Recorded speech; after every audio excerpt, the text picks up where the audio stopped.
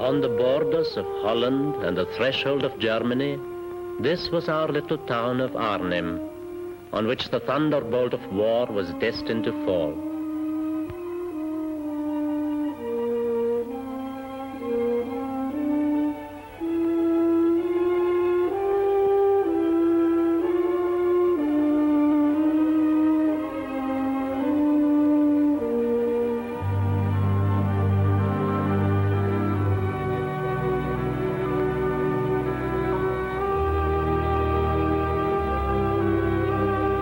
In Arnhem now, the sound and the fury is stilled.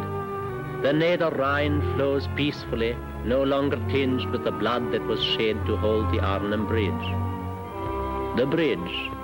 This is all that remains of the bridge they fought so desperately to hold, those brave men of the sky who came lightly equipped, as airborne troops must, to fight for 48 hours, and then fought day after day against the tanks and heavy weapons of the Huns.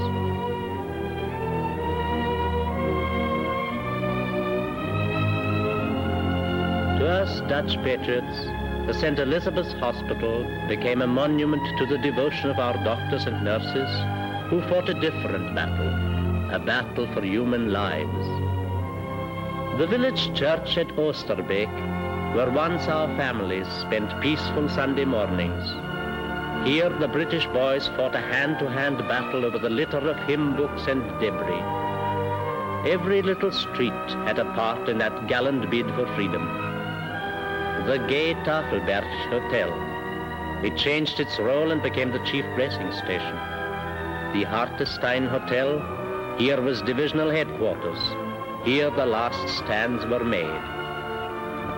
And now, as time does its best to cover the scars of war, the people of the soil make ready for a new harvest, and the sons of British homes lie at rest that a free world may live.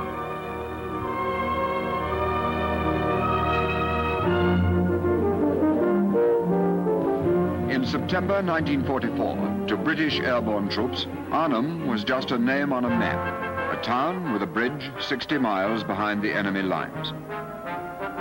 On airfields in Britain, men were being briefed for their part in the greatest airborne operation in history. The Allied Airborne Army of 2 American and 1 British airborne division, under command of Lieutenant General Boy Browning, was to make a surprise landing behind the enemy lines, capture the bridges over the Maas, the Waal, and the Lower Rhine, and hold open the gateway to the plains of northern Germany. The 1st British Airborne Division would land north of the Lower Rhine to seize the bridge at Arnhem, the northernmost key point of Field Marshal Montgomery's daring plan. To the south, American airborne troops would seize the bridges over the Waal at Nijmegen and the Maas at Grave. Up the narrow corridor thus created by the airborne troops, British Second Army planned a swift drive to cross the Rhine at Arnhem in 2 days and turn east into Germany.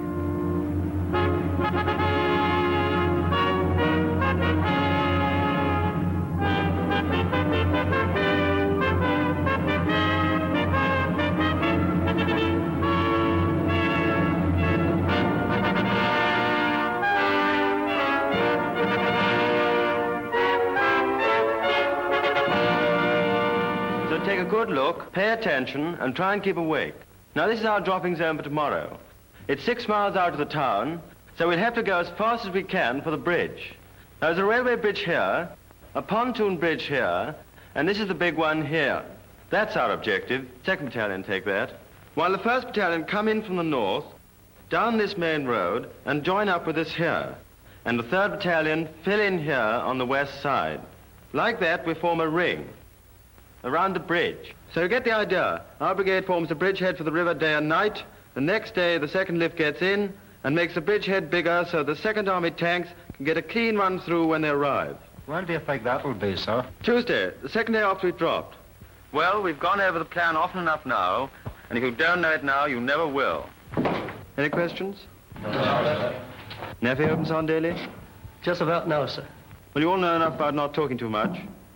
See the hut is locked up, Son Bateman. Right, sir. Right, fall out.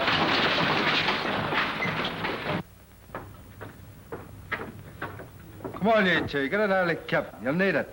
Looks like a real thing this time.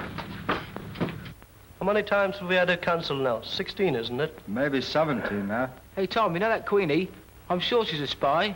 You know, the one that looks like a carrier pigeon. Halt! Looker, take down a blackout when I switch the light out.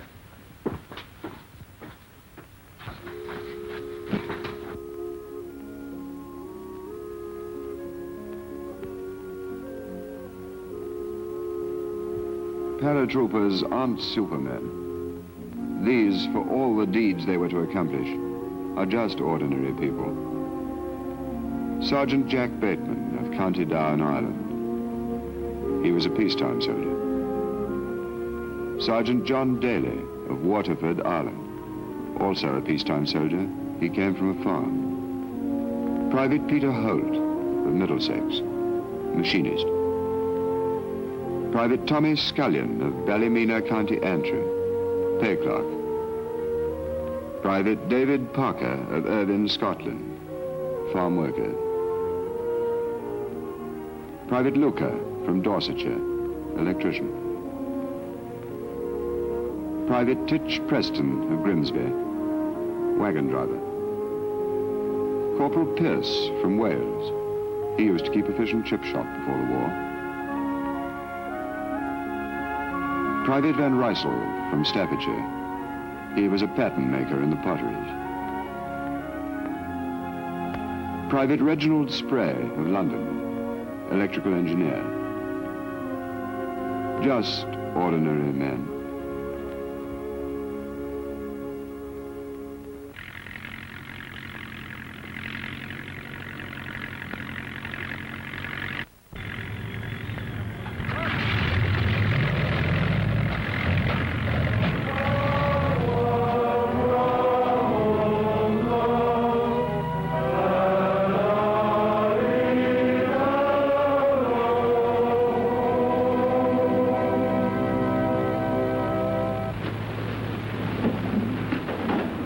Jesus said, "Let not your heart be troubled, neither let it be afraid.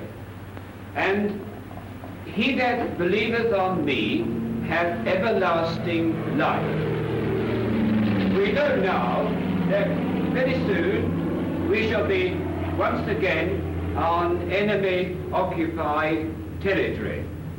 We know our strength, but we are conscious of our weaknesses. But we believe that we are, in some mysterious measure, God's instruments, and we are called to right grievous wrongs. So let us here dedicate ourselves to his service, prepared for ordeal and suffering.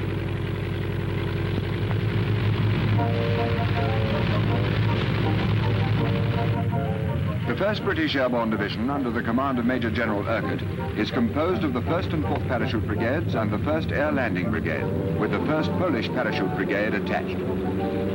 This force of more than 12,000 men will fly from Britain in 1,100 aircraft and 700 gliders. They will fly in 3 lifts, crossing and landing in enemy-held territory in broad daylight, protected by fighters and light bombers of the Tactical Air Force. The Air Landing Brigade are to take off in the 1st lift. More than 350 gliders loaded with guns, jeeps, ammunition, rations, stores, and over 3,000 troops. Now, with their tugs, Stirlings, Albemarles, Halifaxes, Dakotas, flown by RAF Transport Command, they take off from airfields all over southern England.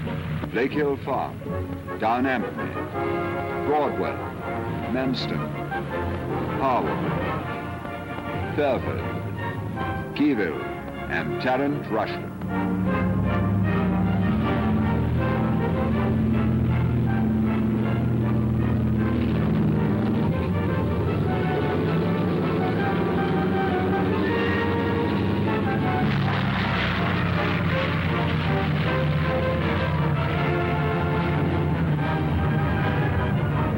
Dakotas of the American 9th Troop Carrier Command, manned by American pilots and aircrews, are to carry over 2,000 men of the 1st Parachute Brigade. 5, 6, 7, 8, 9, 10. So let's go. 20, 15, 16, 17, 18.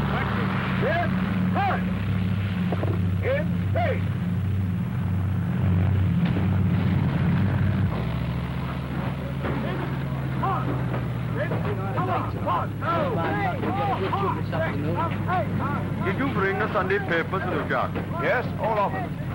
Going that Gubbins this week, son. Isn't there? Well, I hope it isn't cancelled this time. If it is, I'll be asking for my card, believe me.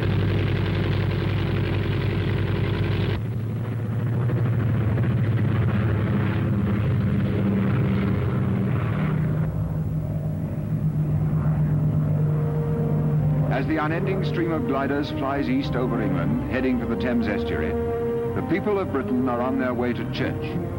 It is Sunday, September the 17th, 1944, Thanksgiving Day for the Battle of Britain. 4 years ago, that battle was won. Now, thanks to the few, the many set out to carry the fight to the enemy.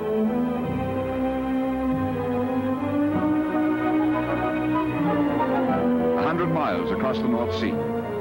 Then the Dutch coast, south of the Hook. From now on, it's enemy-occupied territory. Desolate, sodden fields, flooded by the Germans to halt our advancing armies. The cruelest blow to an already starving Holland.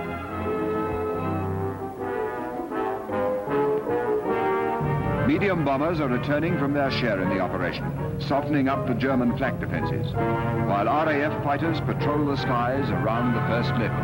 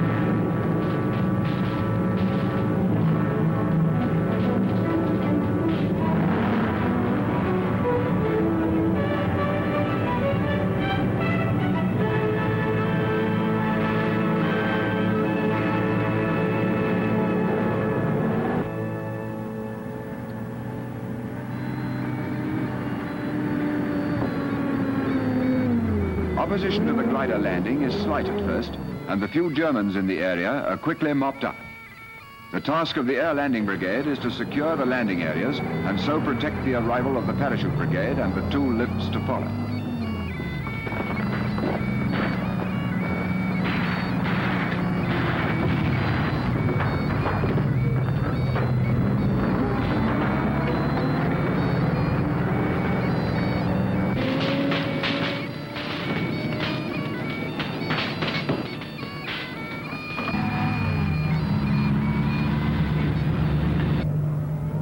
Close behind the gliders come the Dakotas with the parachute troops, half a minute late.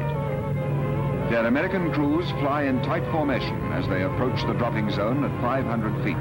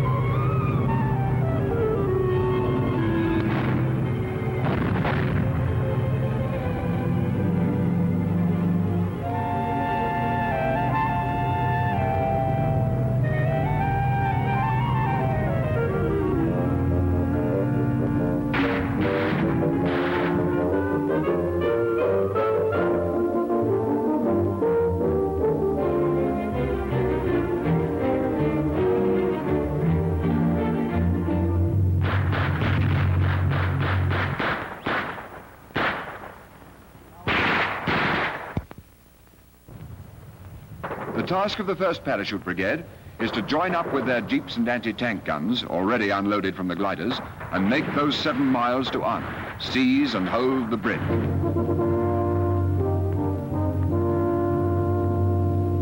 Right, we all present? Number 1 section? Number 2 section? Number 3? One mess and private hold, sir. Right, the time is now 14:40. They're ready to move for the bridge immediately. Order of march, number 1 section leading, followed by 2, followed by headquarters, followed by 3. Right, any questions? No, sir. Right, move. Follow me, runner.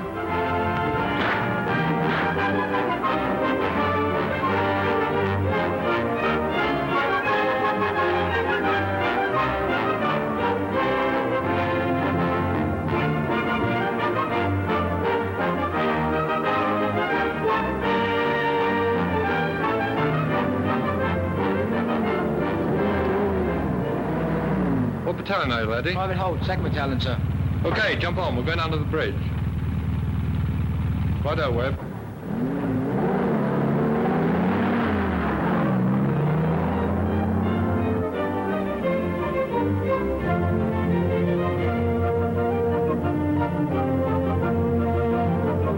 The news of the landings spreads like wildfire through the villages. In every street, as the airborne men pass on their way to the bridge, friendly Dutch civilians come out to greet these long-awaited friends.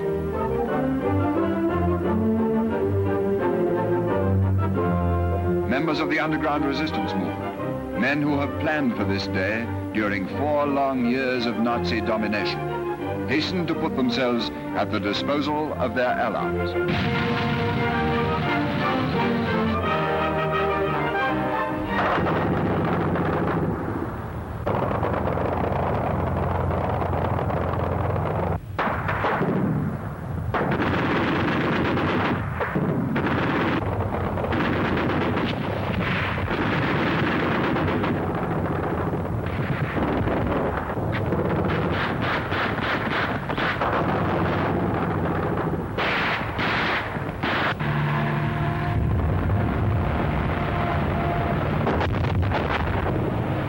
Ambushes are laid on every road into the town, and jeeps of the Divisional Recce Squadron racing for the bridge are badly shot up.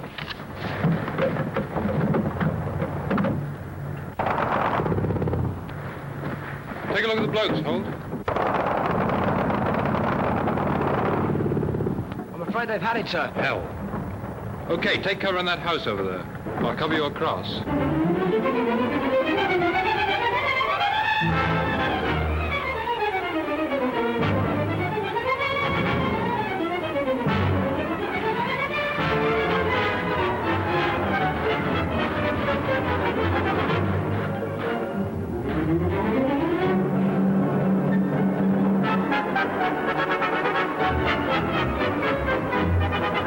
You all right, Holt?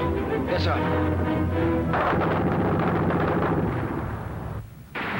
We were pretty lucky not to get hit. We better stick around here until the other recce jeeps come up. Take a look through the house, though. Right, sir. I'd like to get in touch with my platoon as soon as possible, sir.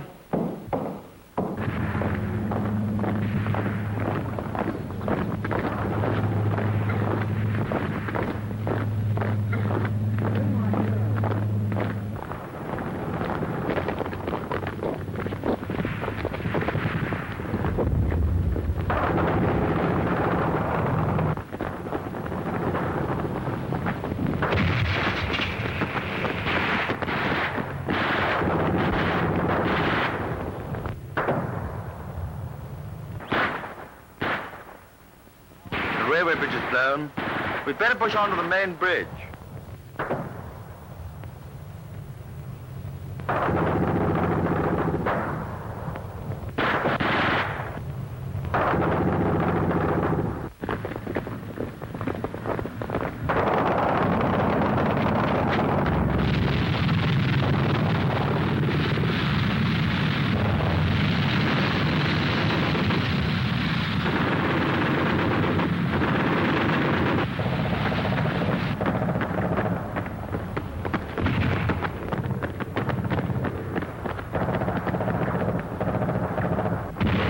John, take a look out of the window and see if they've parked those jeeps all right.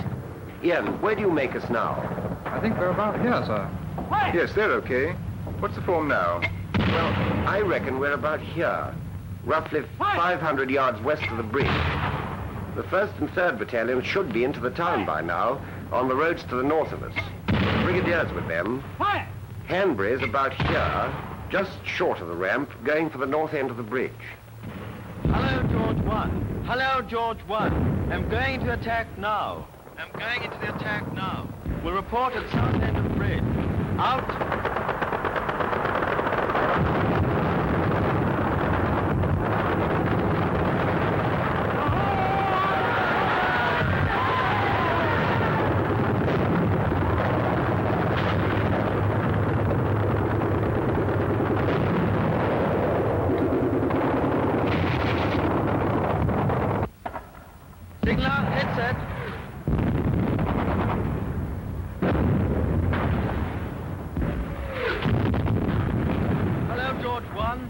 Hello, George 1. Heavy fire from pillbox and armor south of river. Cannot get on.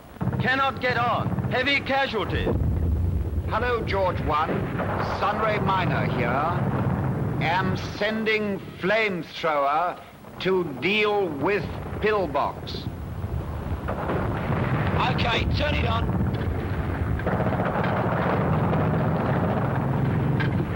Okay, then another.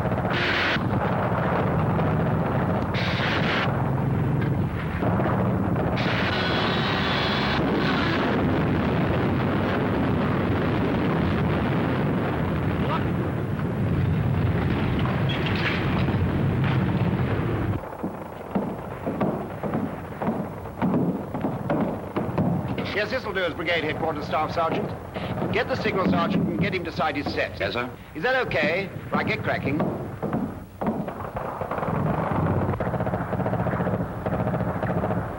They must be firing those Spandos from the other end of the bridge. I'll get the guns on. Dennis? Yeah? You got a map? Yes. Will that do as observation for you? Well, it isn't first class, but it'll do. Oh, good. Well, look, if you show me the map, I'll put you in the picture. Second day, Monday, September the 18th.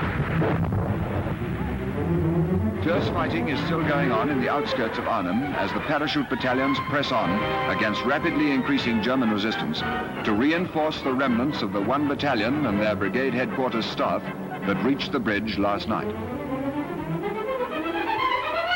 The first prisoners are a mixed bag. Insolent SS men from crack units, dazed infantry from local defense companies, a few bewildered cooks, clerks, and transport drivers. It is clear from their interrogation that it's going to be a tough fight for the bridge at Arnhem. The prisoners are brought into headquarters at the Hartenstein Hotel in the little suburb of Oosterbeek, on the main road about 3 miles west of the Arnhem Bridge. The Germans are now fighting desperately to isolate the scattered airborne troops. Northwest of Hartenstein, they are attempting to wipe out the air landing brigade on the dropping zones. Between Oosterbeek and Arnhem, the enemy have thrown a cordon of tanks and infantry to prevent any further reinforcement of the airborne troops at the bridge. At the bridge itself, the bloodiest action is being fought out. The British force of less than 600 men is now contained within a small area, barely 300 yards wide, astride the northern ramp. Ceaseless German attacks are launched with incessant shelling and mortaring from point-blank range. But the men of the bridge stand firm.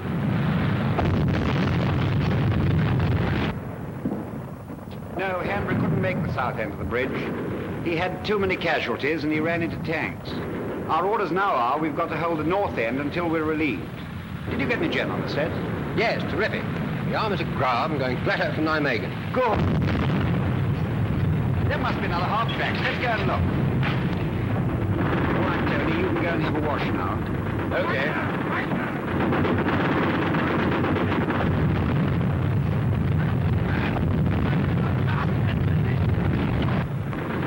What do you make the score now, Dennis? Looks like 8 half tracks and a few on deck. Not a bad morning's work, Godlock boy. When second lift arrives, we'll really get cracking.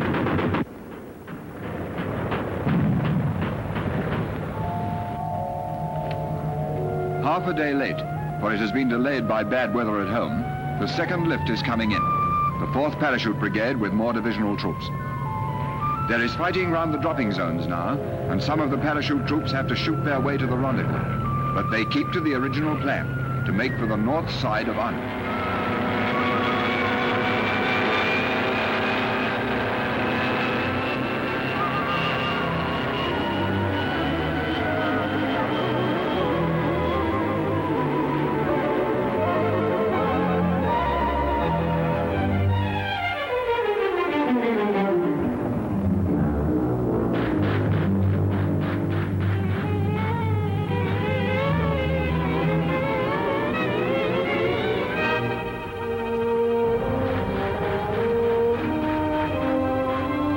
Meanwhile, on the landing zones, gunners, engineers, REME, ordnance, RASC, and medical personnel unload their gliders under spasmodic mortar and machine gun fire.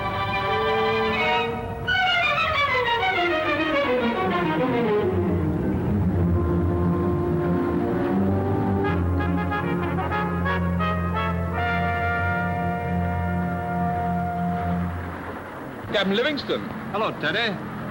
Hello, Jimmy. What's happening? Well, I've just been talking to a recce officer. The second have got the bridge all right. They're having a terrible time. What about the first and third? They're trying to get through, and we're moving in with the 11th at first light. Okay. Right?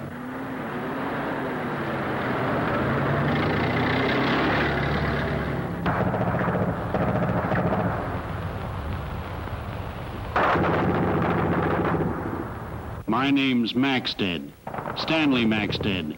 I'm a Canadian recording dispatches for the BBC. I'm speaking now from divisional headquarters. It's Monday evening. There's been bitter fighting down at the bridge, in the town, and within this completely surrounded perimeter. Our men have dug their slit trenches in the beech-treed grounds of the Hartstein Hotel on the Arnhem Road, about 3 miles west of the bridge. We have an added worry tonight because General Urquhart hasn't been heard from since he left the landing zone to go toward Arnhem on Sunday.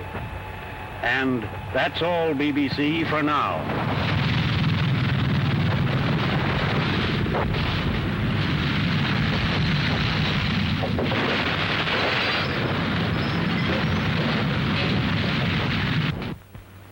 Third day.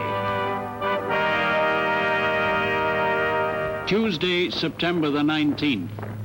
At first light, units of the second lift are starting to fight their way in towards Arnhem.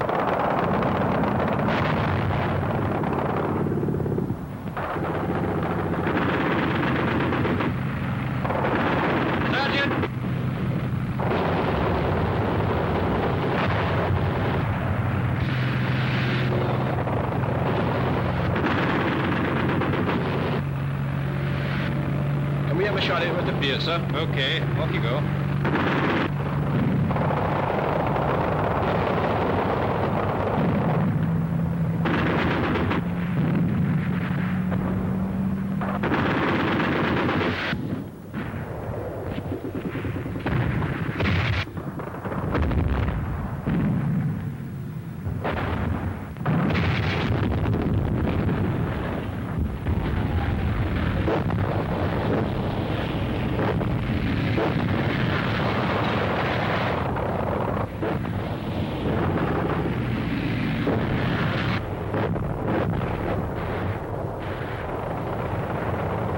Tell them we're held up.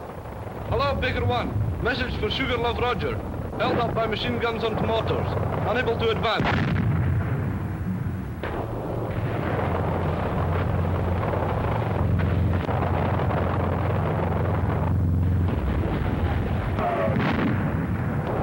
Some of the badly needed anti-tank guns flown in with the second lift are ambushed by mortars and machine guns and shot up before they can be brought into action. But the gun detachments throw themselves into the fight as infantry to reinforce the hard-pressed defenders at the bridge.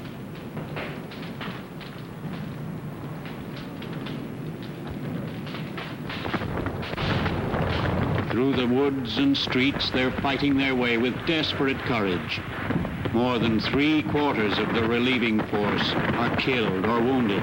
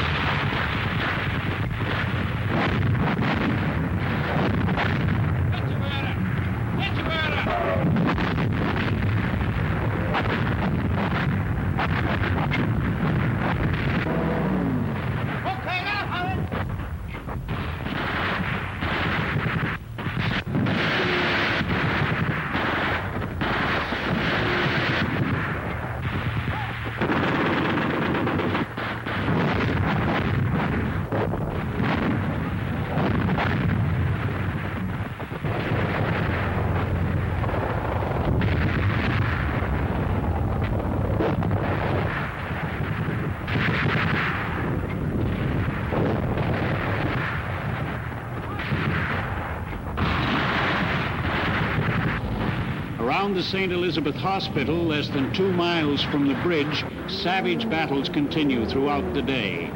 In the hospital, casualties are mounting, not only among the airborne men, but among Dutch patriots as well. A two-way traffic of stretcher bearers, nurses, and wounded passes and repasses endlessly on the main staircase.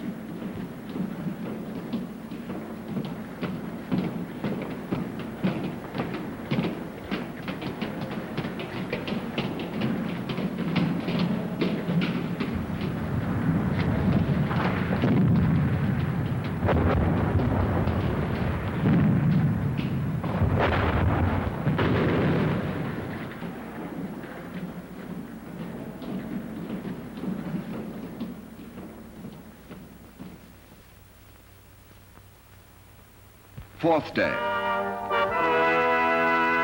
Wednesday, September the 20th. This morning, the defending lines are so thin that German tanks are able to cross the bridge and fire into brigade headquarters.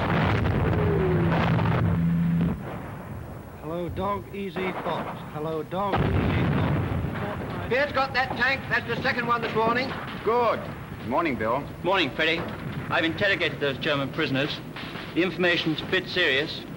Seems we're up against a Marine brigade and 2 SS Panzer divisions.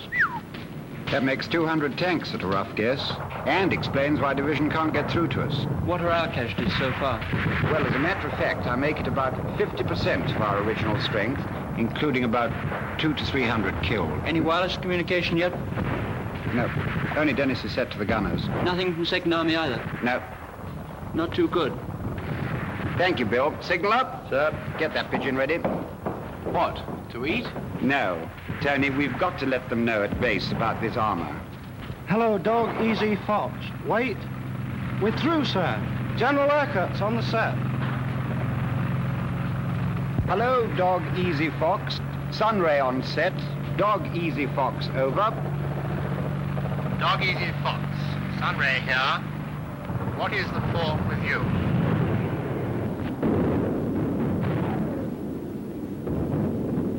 All attempts to reach you from this side have failed, and we cannot do anything more about it. The people to your south are doing everything they can to get to you tonight.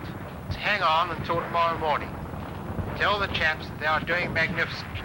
Dog Easy Fox, over. Hello, Dog Easy Fox. Wilco, we can hang on.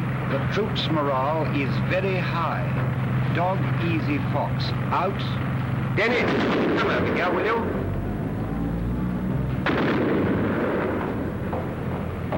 Oh, give me a cigarette, Tony. This pipe's gone out. Look, this is the situation.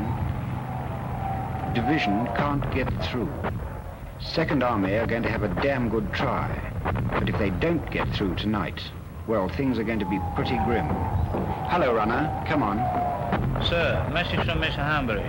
Jerry has driven us out to the Arches and put charges on the bridge. We're going to put him out at 1500 hours. We have about 20 men left, so some of them casualties. Okay. Good luck to you, runner.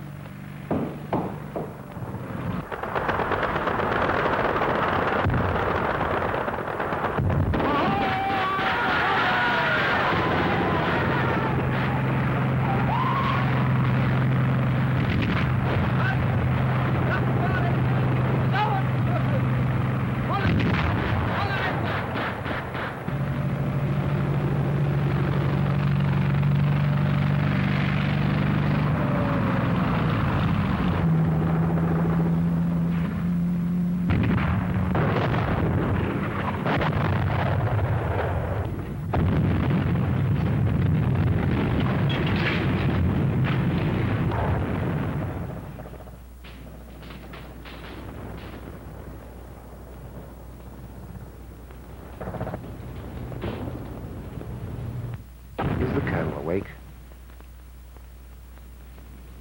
Yes, Freddie. What is it? A word in your ear, Johnny. Well, the house is headed. Is it on fire? Well and truly. Is there anywhere we can move the wounded? Not a hope. We're completely surrounded. Well, I've spoken to the doctors. We can't possibly allow over 200 wounded. to be burnt to death. Most of the fighting men are out of the house now, aren't they? Yes, they're on both sides now. Well, get the rest of those who can fight out. And I'll get the doctors to take the wounded out of the front door, under the cover of the Red Cross flag. And then you'll just have to carry on and fight it out. Okay, Johnny. I'm afraid it means goodbye till after the war. Well, goodbye, Freddie. Good luck. We've done much more than anyone could possibly have expected us to do. After all, the division was only supposed to hold the bridge for 2 days. We ourselves have held it twice as long.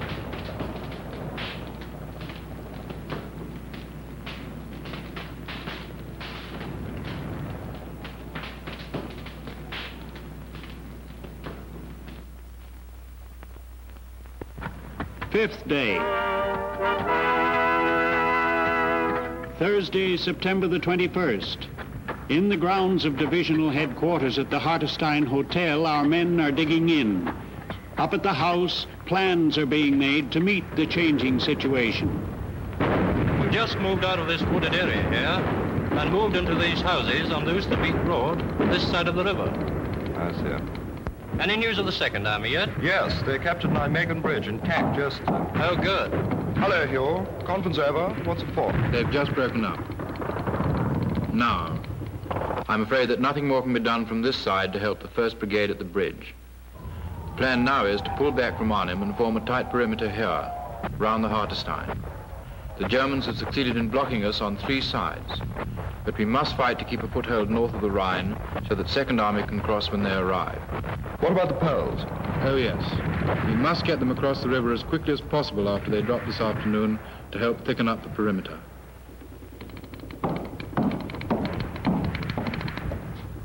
Any reply from the bridge yet? No, sir. They're not answering.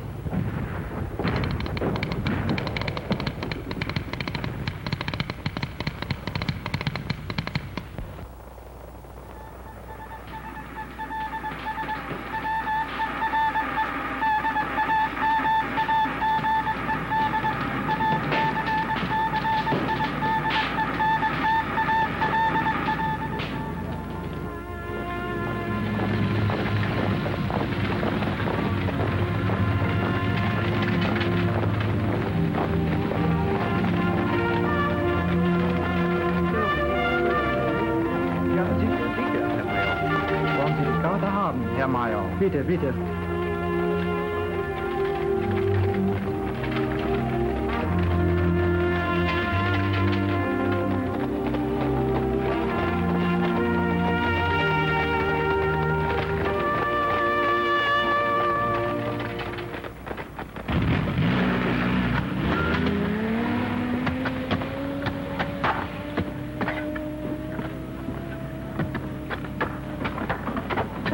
Excuse me, sir. Can you tell us to where we have to report? Who are you? I'm from the 2nd Battalion, sir. And you? I'm from the 1st Battalion, sir. The collecting post is down there. Will you report to the Sergeant Major? Right, sir. Is there any news from the bridge, sir? No, I'm afraid not. Right, thank you, sir. Hello, Van Helder. What is the news from the underground? I'm afraid it's all over at the bridge. The Germans are concentrating armor in the center of the town, and they're coming this way.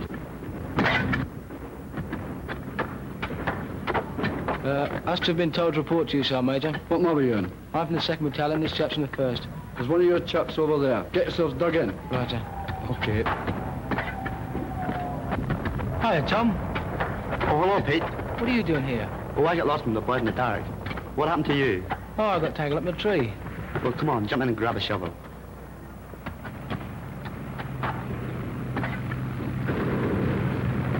That's tanks, isn't it? Yeah, they're tanks, all right. They're not ours.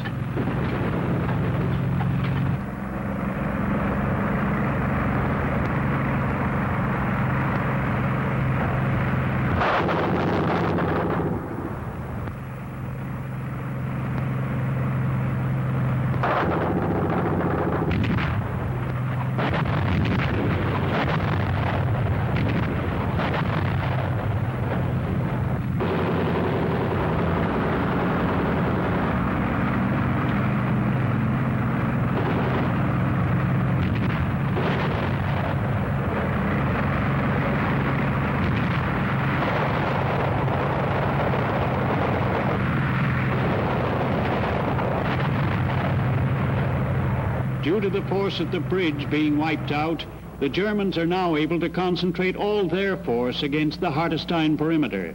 Working in 2s and 3s, enemy tanks push through the woods, probing to find a weak spot in our defenses.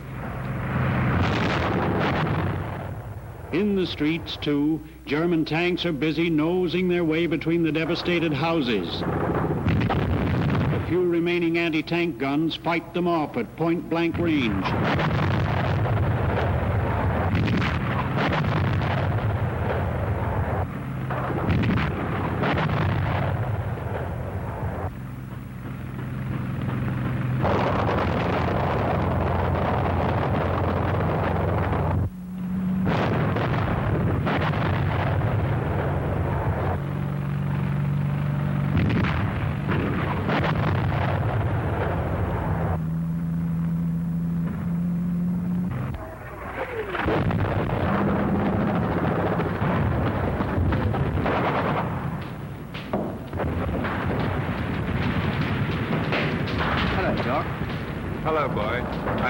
Hospital with a message for you from the German commander.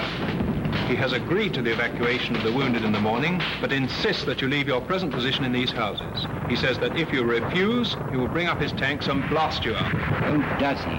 Well, tell him from me, if he brings up one tank in range of my anti-tank guns, I'll blow it out of the ground.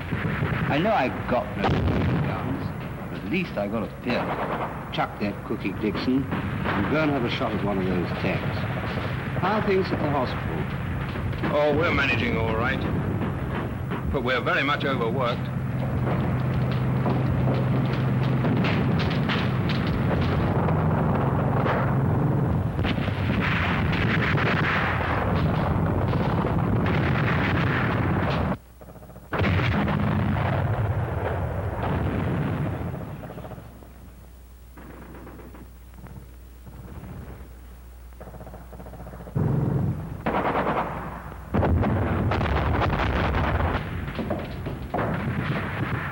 Got him, sir. Good man. There's no future for me in cooking now, sir.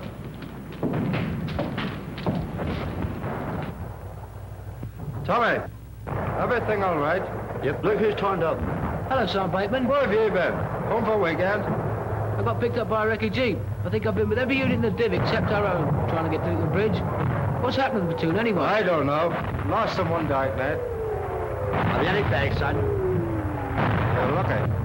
Don't smoke it until the morning, bud.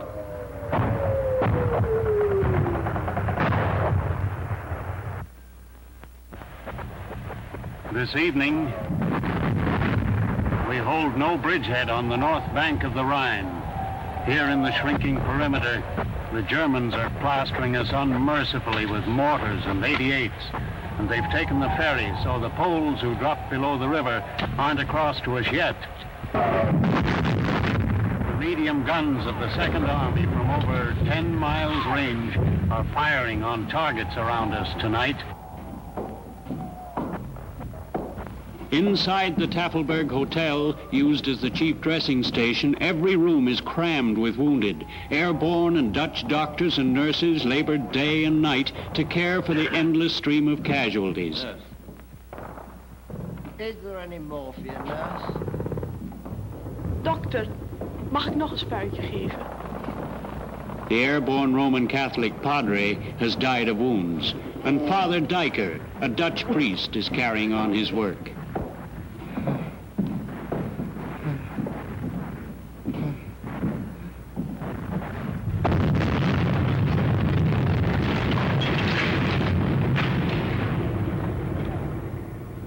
Are they still operating? No, sir. The theater ceiling's just fallen in. Nobody hurt. Any fracture? I don't think so. Good.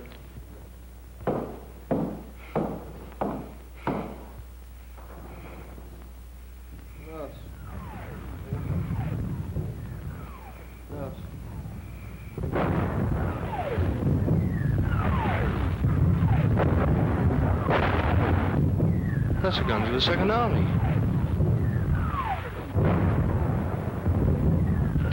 That's the guns of the Second Army. Aye. They sound a bit nearer. They've been going at it all afternoon. Aye, but they're not here yet.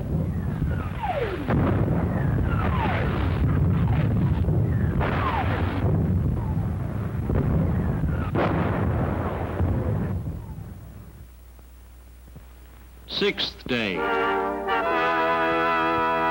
Friday, September the 22nd. Although it has become a fight for survival now, never for one moment does any man doubt that the Second Army will get up to us. With an enemy who seems to grow stronger hour by hour, attacking from all sides, with our ammunition short, with little food and without rest, the airborne men regroup and fight on.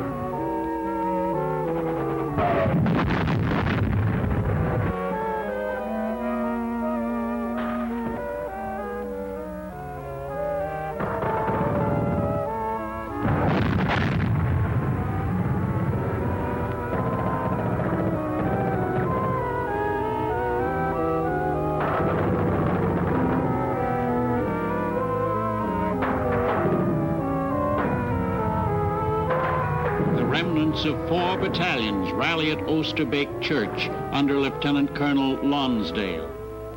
Well, now the form is, I have withdrawn you from the open ground by the river. I want you to rest here for 2 hours, in which time get a meal from what you have left. Get yourselves clean and be prepared to move out to a new position around the houses on the south side of the perimeter.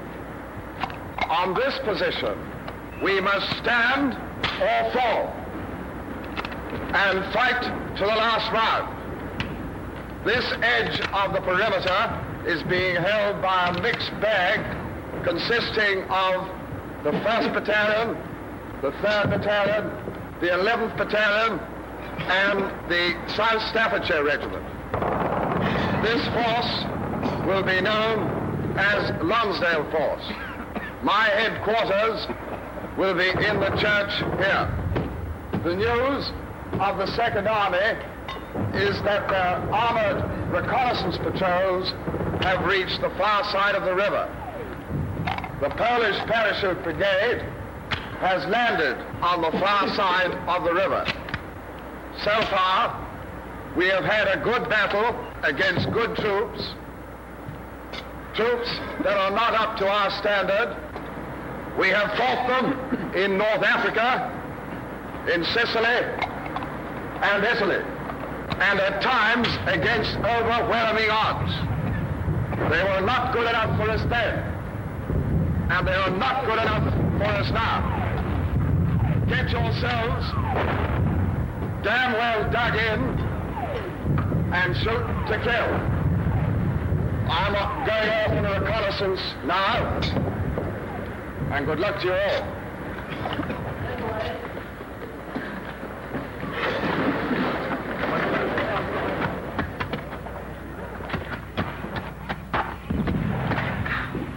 Clean up the veg, kid? Yep. Managed to scrounge a cigarette from the mate. What's the news? There isn't any much. What's that? Smiths again? Not on your life. They're Sterlings. A moment ago, we heard the engines of heavy aircraft, and now flying low to drop their supplies, I can see over the tops of the trees Sterlings, Halifaxes, Dakotas, and now parachutes are blossoming out like bunches of chrysanthemums. What they dropped to us yesterday mostly went to the enemy, but it wasn't the RAF's fault, bless them. And now they seem, as they leave the aircraft, to be dropping much nearer to us. Some, a few, are even dropping in the ground. All those beautiful parachutes.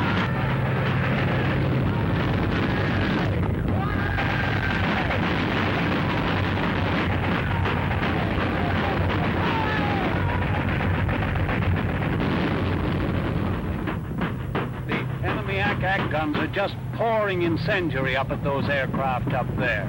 The sky sizzling and sparkling like sparklers at a firework display.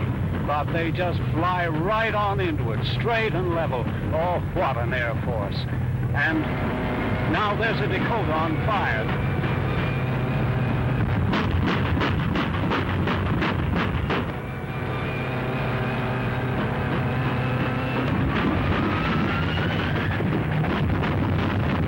There's another plane hit. His wings burning, his fuselage is on fire.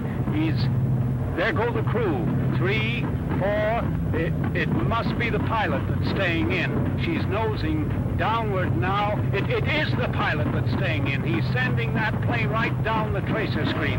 He's going to crash that aircraft right onto the German guns that are firing at him now.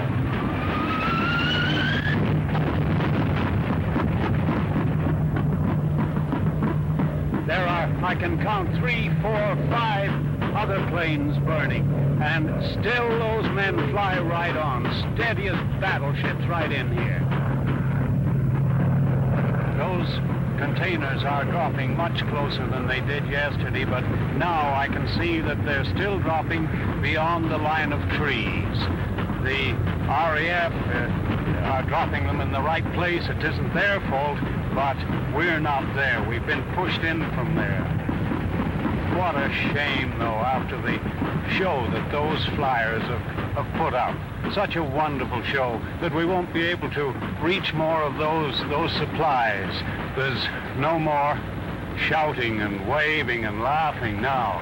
It's a desperate disappointment for these men. They don't demand much. All they ask is something to hit back with.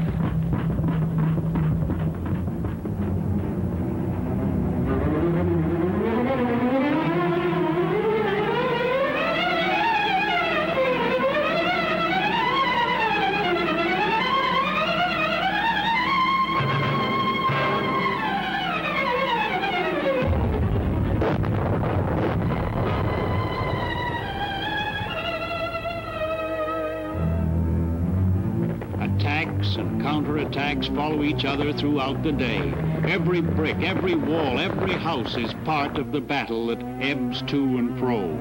But tired as they are, the spirit of these men remains aggressive.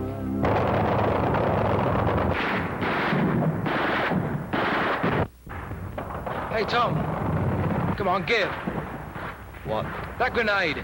Oh, it's my last one. Come on, give.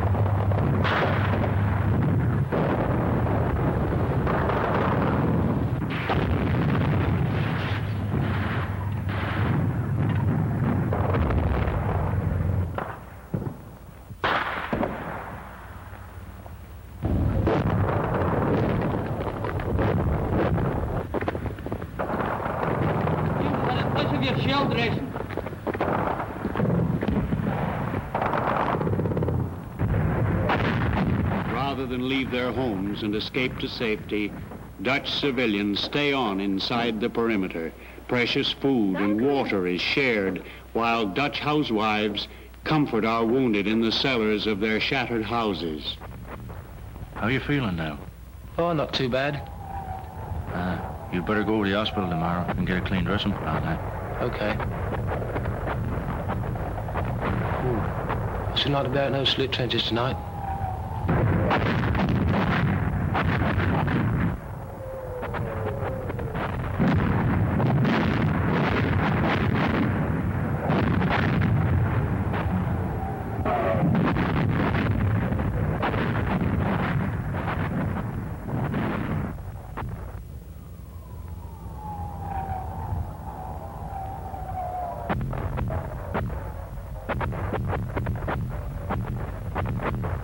Will I go and get a shovel and make us a bit deeper? Okay, off you go.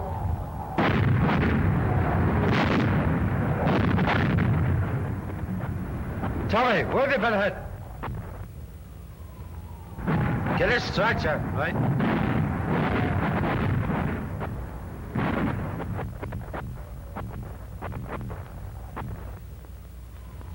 Stretcher coming up. There's a padre now, Tommy. He'll help him. Take it easy, old chap. We'll soon have you with the doctor. You'll be all right. No, Padre. I'm sure. Will you do something for me? Take a message to my mother.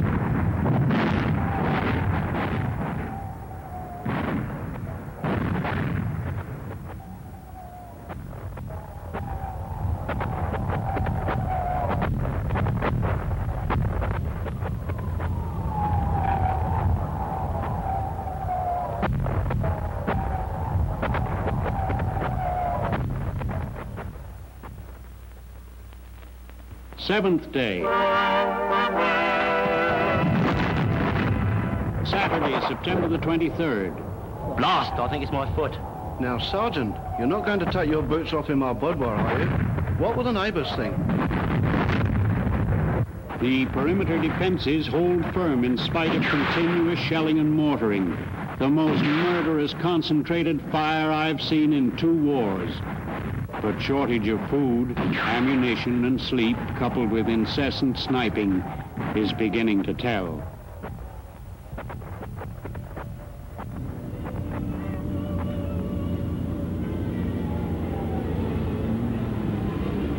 Wait, Charlie, there's that Jerry loudspeaker again.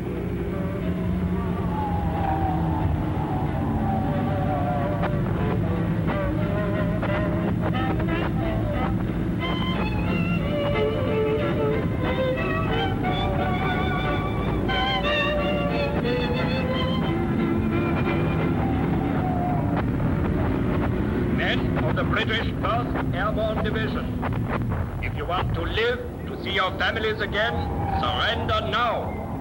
The alternative is total annihilation. You are completely surrounded. Come forward, waving white handkerchiefs, and you will be assured of good treatment. Well, they think we are a bunch of pansies to have white handkerchiefs after a week of this. And you know what you can do with your own white handkerchief? No surrender! And you can fall in! I repeat, men of the British 1st Airborne Division, if you want to live to see your families again, surrender now. The alternative is total annihilation. You are completely surrounded. Come forward, waving white hands.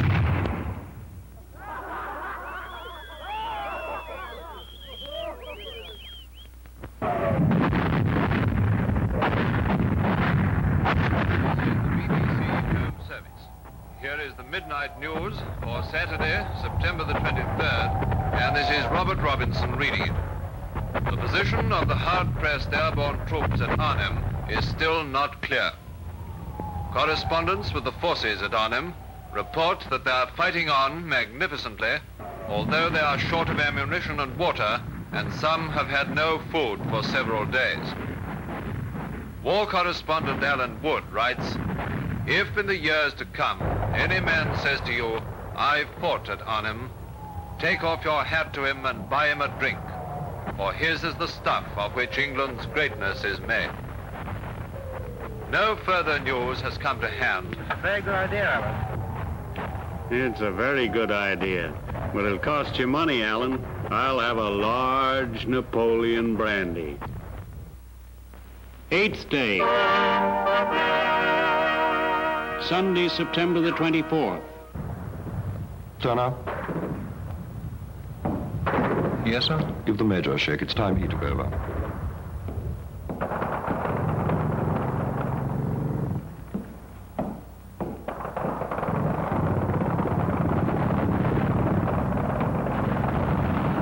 Good morning, David. What's been happening? Chief of Staff returned from the conference with 2nd Army just after midnight. Anything good? Well, they tried hard to get through on both Thursday and Friday nights, but the roads between Nijmegen and Arnhem are pretty tough going for tanks. They're under enemy fire the whole way. But they've got as far as Elst here. 2nd Army intends to make an assault tonight. The engineers are building a Class 40 bridge, and the Guards Armored Division are crossing into the perimeter.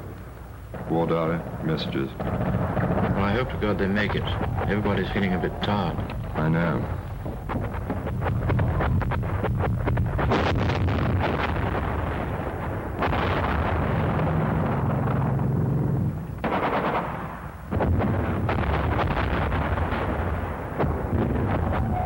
Don't these Jerrys ever take a day off?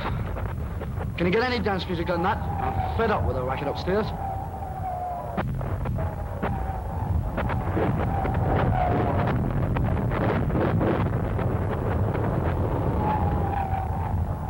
What do you think they're playing? What?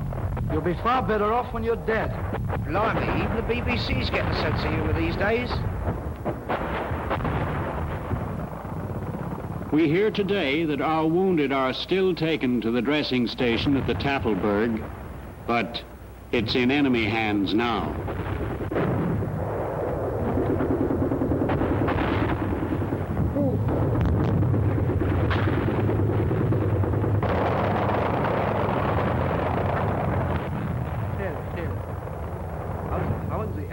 Der Spieß will mehr binden. Die hier, Krankenträger.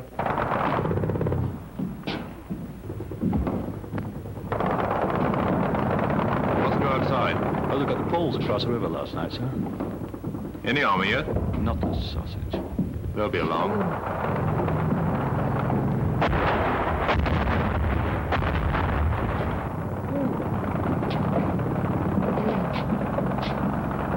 Platz machen. Nee, bei mir nichts.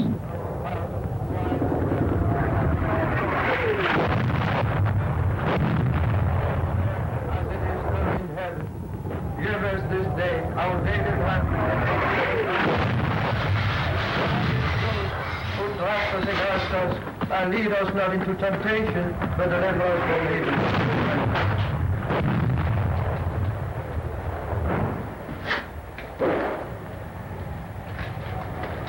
Zorgen we nou zijn nieuwe regels dat je weet zijn. Watch out, he's coming out that chimney.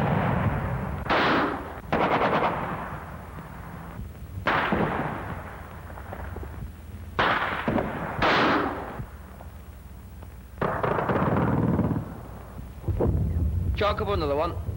How's that grub coming on? I've had enough to eat for 2 days. Oh, it won't be long.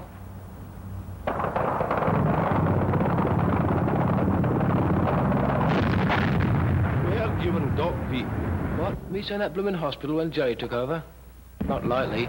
I had a flesh wound anyway. As soon as that shell landed outside the hospital, that Jerry sentry ducked, I beat it. Give us something to keep the fire going.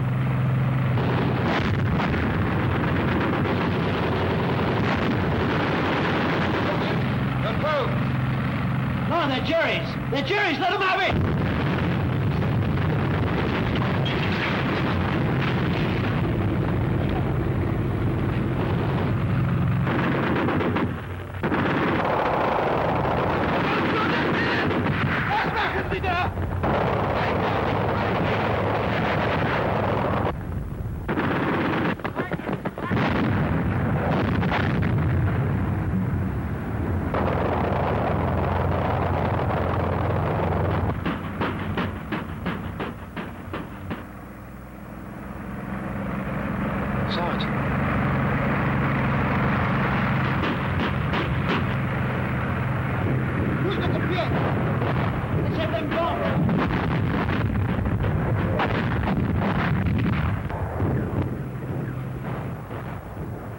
Sergeant Bateman.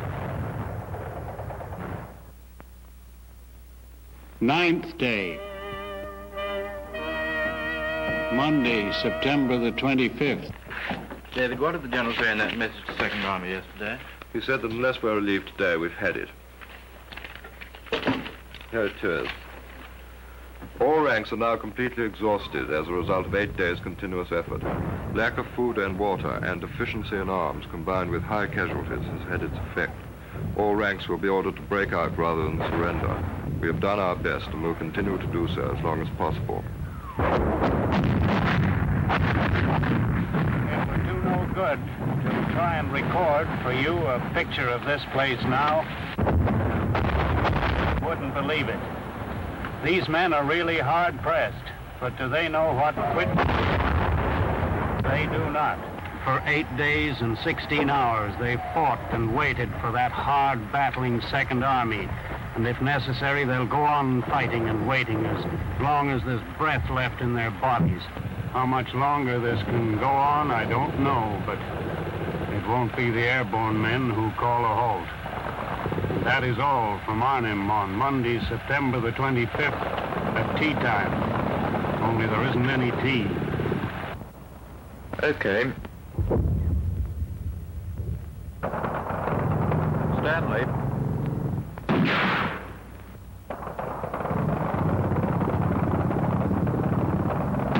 What's up? Captain's just been down from Div HQ. We've had orders from Monty down below. We're pulling out tonight. Pulling out? How in blazes do you pull out of a mess like this? I don't know. We just smash up the equipment, take what we can, and pull out. It seems that the Second Army attack last night didn't come off.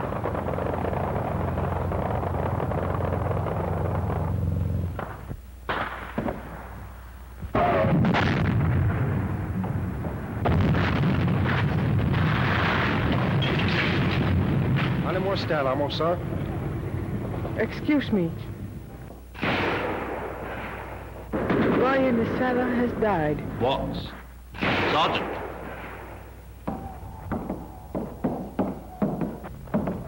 It's all over, and we're pulling out tonight. The seriously wounded will be left behind. The parties are staying, and so are the doctors. Hello, Love King Nan. Love King Nan. Report my signals. Over. Will Mr. Stevens make it? Hello, Love King Nan. Love King Nan. Report my signals. Take him down to the Over. cellar, then, will you?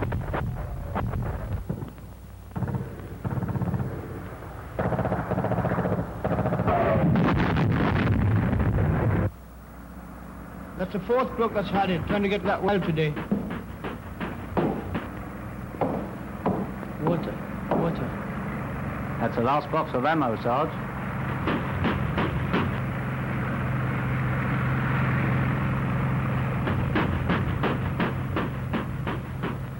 I'm sorry to be so much trouble, Joe. Wait, Nobby! Water! Blimey, Moses couldn't have done better.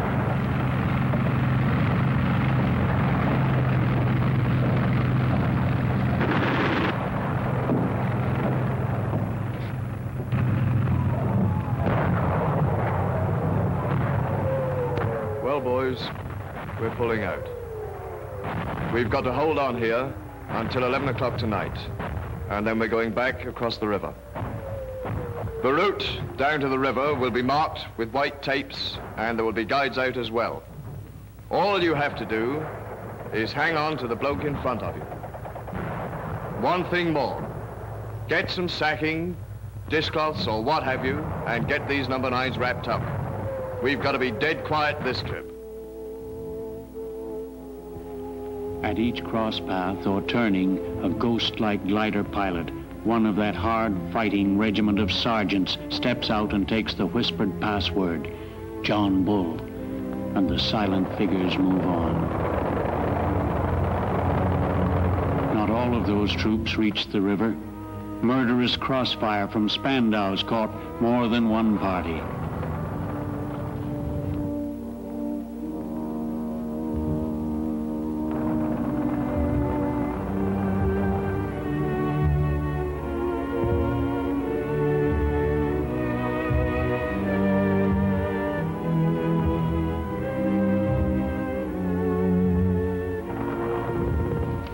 As the kindly Dutch folk watch us making our way down through the woods, they realize the hated enemy is again on their doorsteps. But their devotion to those left behind never wavered for a moment.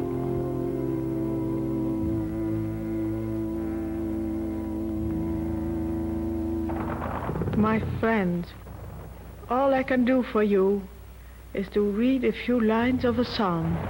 I just read them to my children. Shall I?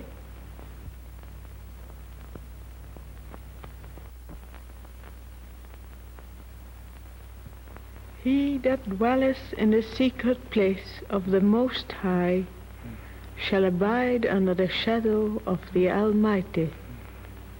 Thou shalt not be afraid for the terror by night, nor for the arrow that flieth by day, nor for the pestilence that walketh in darkness, nor for the destruction that wasteth at noonday. 1,000 shall fall at thy side, and 10,000 at thy right hand, but it shall not come nigh thee. For he shall give his angels charge over thee, to keep thee in all thy ways.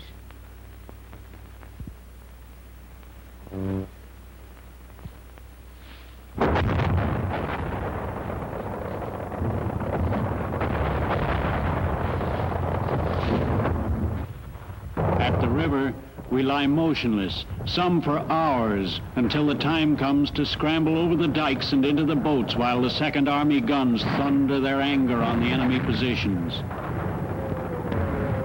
It's a pretty shame, after all we've been through together, to finish up like this. Well, we've held onto this bridgehead for 9 days. What's happened to the Second Army, sir? It's obvious to me they can't get through on the Arnhem-Nijmegen road. And owing to the dikes and ditches on both sides of the road, they can't deploy. However, they've come all the way from the Albert Canal, and I should think they're finding it a hell of a job to hang on to those bridges at Grave and Nijmegen. Hold it up front!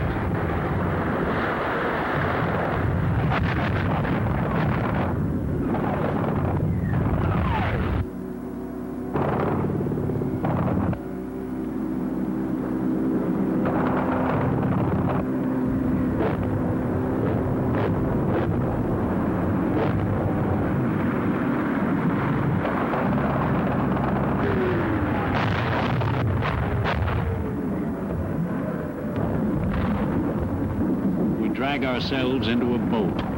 Just now, I heard a voice that was sheer music saying, "You better step lively, boys, 'tain't healthy around here."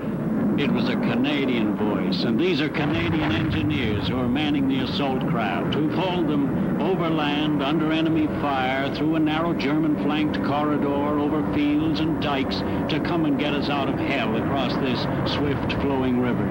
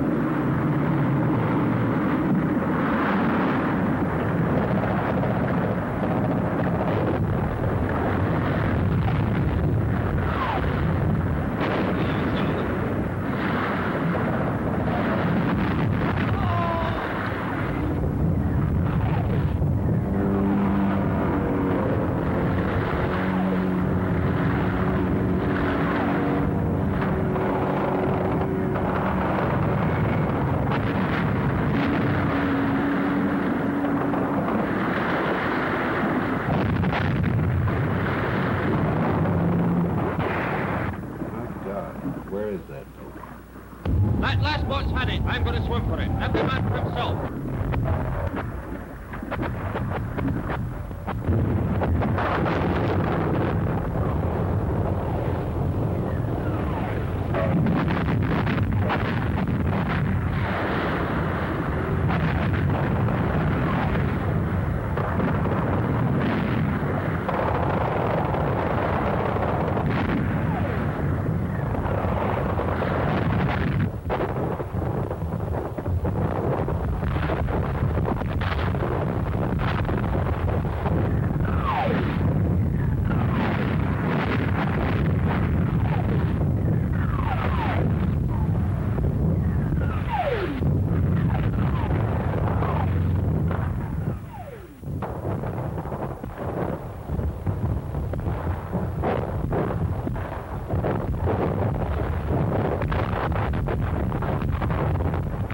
Before daylight caught them, nearly 2,000 are across out of the 10,000 dropped just 9 days ago.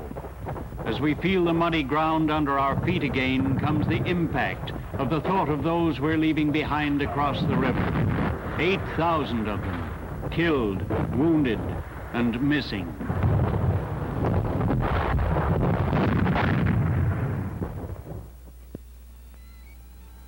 And that's how they came from Elst toward Nijmegen.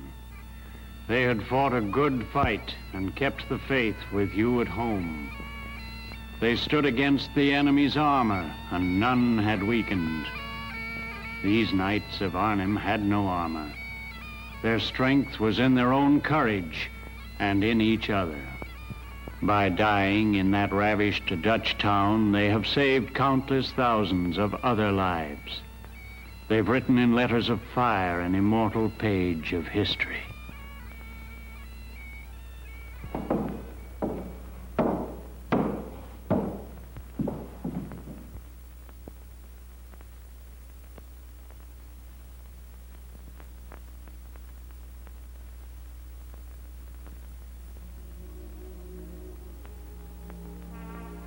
Private Tommy Scullion, Ballymena County Ambulance. Their manner of passing shall be carried like a banner borne high by all who shall come after. Private Titch Preston, Grimsby. Their story will be told wherever men cherish deeds of good report.